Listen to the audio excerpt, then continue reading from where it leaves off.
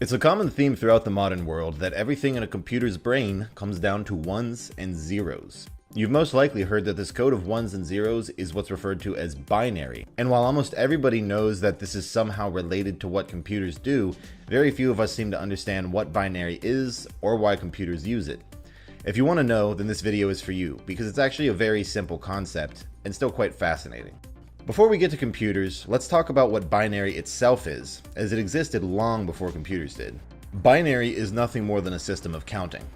To understand how it works, let's look at two other systems of counting, tally marks and the glorious base 10 positional that we all know and love today. Tally marks are the simplest counting system imaginable. However many things you have, you put down that many marks, easy as pie, but not very efficient. Meanwhile, base 10 positional, which is what we use today, uses a different symbol to represent different amounts of things. With the numbers 0 through 9, we can recognize that each symbol indicates a different amount of things. If we need to represent something higher than 9, we add a digit to the left, roll this first digit back to 0, and start over. This system is very efficient compared to tally marks because each digit we add exponentially increases the amount of things we can represent. Because in this system we add a new digit every 10 things, each digit represents an increasing power of 10. This is the number of ones we have, the number of tens, the number of hundreds, the number of thousands, and so on. Now this is probably something you already know, but it's very important to keep it in mind when we talk about binary. Now binary works the exact same way as base 10 positional, but instead of each digit going from 0 to 9, it goes from 0 to 1. Counting upwards in binary sounds like this: 0, 1, 10, 11, 100, 101, 110, 111, and 1000. Because each digit of binary has only 2 values and not 10, each additional digit represents an increasing power of 2 rather than an increasing power of 10. So this is the number of ones we have, the number of 2s, 4s, 8s, 16s, 32s, 64s, 128s, and so on. Not nearly as efficient as base 10, but exponentially more efficient than tally marks. Literally. So now that we know how binary works, let's talk about computers. Why did the first computer creators, as wise and intelligent as they are, waste their time with such an ineffective system of counting? Well, it's because of a physical limitation on how computers work.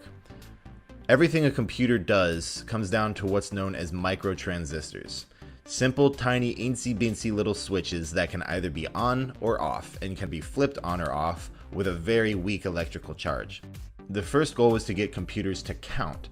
And to get them to count by using these switches, we could use the tally system, meaning the number of on switches equals the number of things we have, or we could use the much more efficient system of binary, where each switch represents a digit of binary.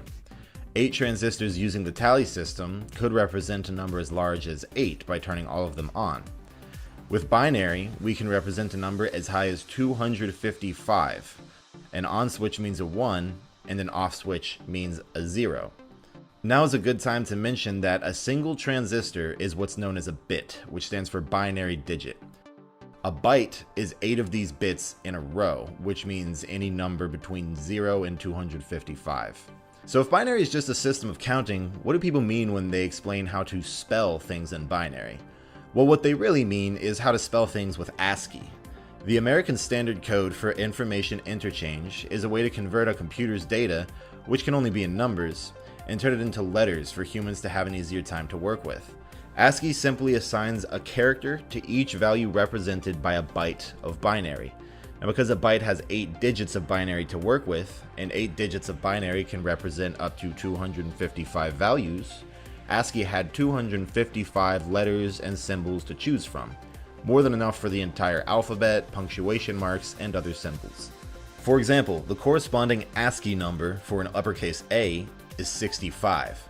Now 65 in base 10 is equal to 1,000,001 in binary. So whenever you type in an uppercase A in a word program, a coding program, or a scripting program or whatever, somewhere there's a little tiny row of 8 transistors arranged in the pattern of off, on, off, off, off, off, off, on, which represents 0, 1, 0, 0, 0, 0, 0, 1 in binary, which is interpreted as 65 in base 10, which is converted by ASCII into an uppercase A.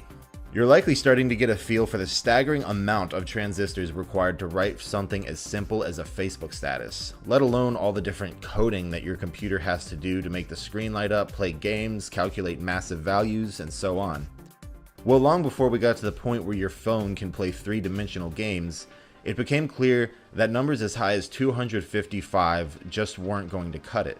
Regardless of how many bytes we had, and it was a lot, even adding 4 fully active bytes together could only get a number as high as 1020.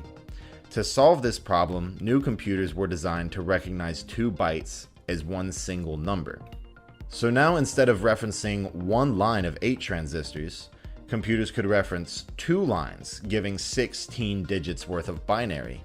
This was a huge help because it increased the amount of representable numbers exponentially from 255 up to 65,535.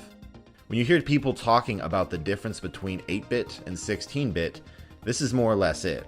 Now, that doesn't mean that a 16-bit system is exponentially that much more powerful, because your program isn't always going to be utilizing all of these numbers in each byte that it represents. It just has the option to, which opens up lots of doors.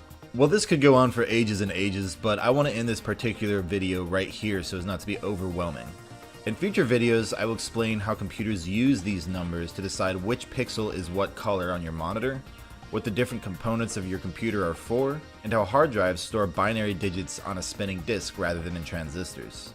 Thank you for watching, and if you enjoyed this video, liking and subscribing is always a huge help. While I've been enjoying making these instructional videos, I might move them to a different channel soon and continue doing comedic gaming related things on this channel so as not to confuse YouTube's search algorithm, which I think I am.